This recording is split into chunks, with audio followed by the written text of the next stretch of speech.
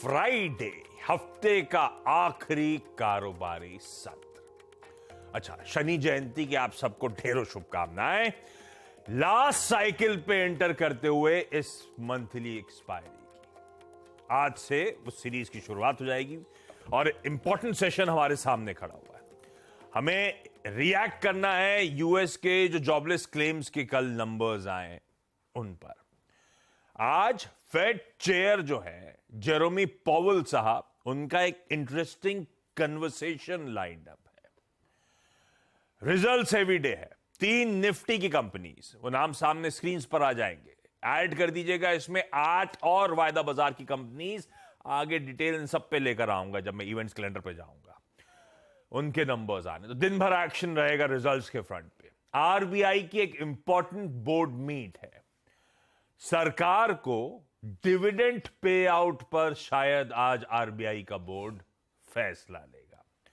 और आज से G7 समिट की जापान में शुरुआत होने जा रही है। तो दुनिया की कुछ चुनिंदा super powers global policy formulate करती हुई नजर आएंगी।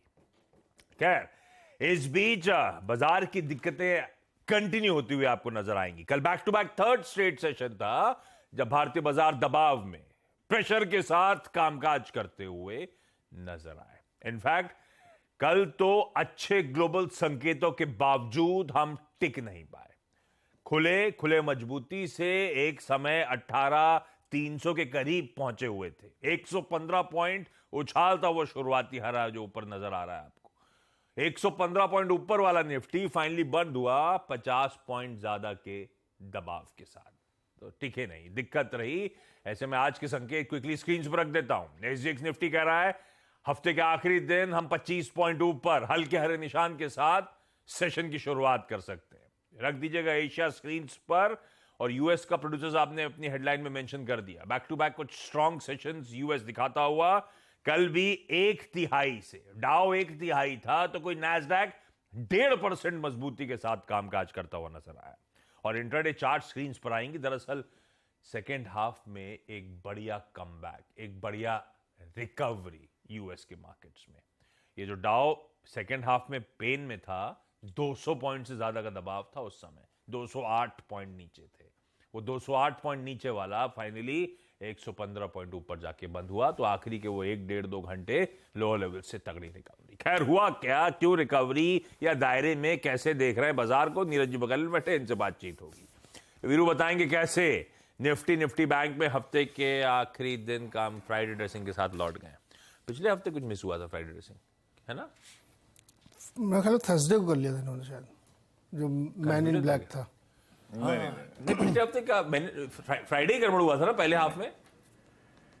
पहले हाफ में नहीं, हाँ। सिर्फ शुक्रवार, वो सिर्फ मॉर्निंग कॉल के लिए भूल गए थे क्या? 8 बजे पहन ली थी मैंने, 9 बजे पहन ली थी। हाँ, घर छूट गई थी।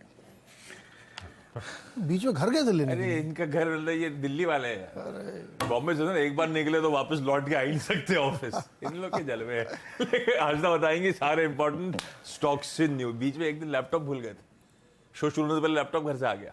क्या बात है।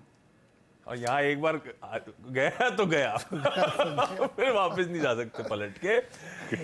लेकिन चलिए, ग्लोब के, अच्छा वो तब और अब की पहली प्लेट आपने प्रेजेंट करी थी प्रोड्यूसर साहब, ओपनिंग में ही दिखा दी थी। दिखाइए जरा, क्या दिखा रहे थे आप लोग, कहां छोड़ा था? कल हम जब क्लोज हो रहे थे तो यूएस के फ्यूचर्स फ्लैट स्लाइटली इन ग्रीन थे। तीनों बेंचमार्क 1/4% से कम उछाल दिखा रहे थे। उसके सामने कल सेशन बढ़िया पैन आउट हुआ, मजबूती अच्छी खासी थी। और आज सुबह के फ्यूचर्स भी इन ग्रीन ही ट्रेड कर रहे हैं। तो वो जो डिफरेंशियल आ गया है देखिए आपकी स्क्रीन पे, खासतौर पे नैस्डैक चमक रहा है इस समय। वो डिफरेंशियल डाइजेस्ट करने की कोशिश हो रही है, पर हम फिर भी थोड़े से म्यूटेड नजर आ रहे हैं। थोड़ा हमारा मूड ऑफ लेट बिगड़ा हुआ है। खैर, उस पर बाद में आऊंगा, पहले ग्लोब समझा जाए। नीरज जी कैसे हैं क्यूज? क्या दायरे वाला है या लोअर लेवल से रिकवरी? किसको हाईलाइट मानूं, कैसे देखूं? रिकवरी क्या, तो 9 और 12 महीने के हाईस पे लगे हुए हैं। हाँ, हेडलाइन में 9 महीने